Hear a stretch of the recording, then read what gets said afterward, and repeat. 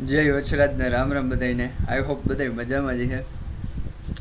કાલે 31 તારીખ હતી, આજ 1 તારીખ થઈ.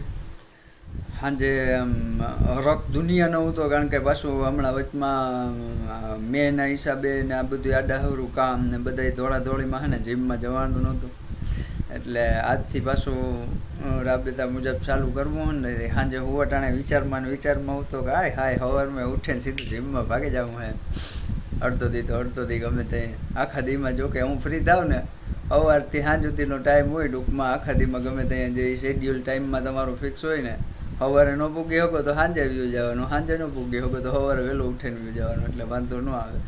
એટલે સાંજે ગતનું થયું કેવું ખબર હે, સાંજે હરખમાં વિશાળમાં સૂતોથી રાતના 3 વાગે એક જારી નીંદર ઉઠી. મોબાઈલ પડ્યો તો હે ને ઓહિકા પાસે, ઉઠીને જોયું ને બારી પાસે, તો આમ બારી આપણે ખુલ્લી રાખીએ એટલે હું અંજવારું આવે ખબર પડે, પવન ના આવે ને તિહારો.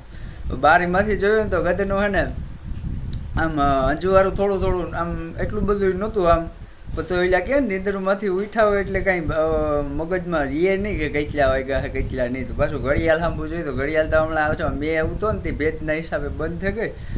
તે પછી મોબાઈલ ઘા ગયો તો મેં કીધું મોડું થયું જોયું ને તો રાતના 3 વાગ્યા હતા ગધના.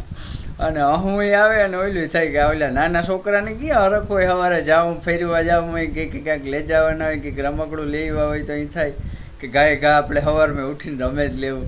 એના જે આજ તો જીમમાં જવું હતું ને તે હા ઓલું હતું, એટલે હે ને આંકડી જો જાય હું અને રોજ હે ને જે કંઈ પણ હું એક્સરસાઇઝ કરીશ ને એના મિની વ્લોગ મૂકી. આઈ હોપ તમને ગમશે ને તમે લાઈક સબસ્ક્રાઈબ અને શેર ન કરો તો કાંઈ નહીં, પણ લાઈક ને સબસ્ક્રાઈબ જરૂર કરજો, બરાબર.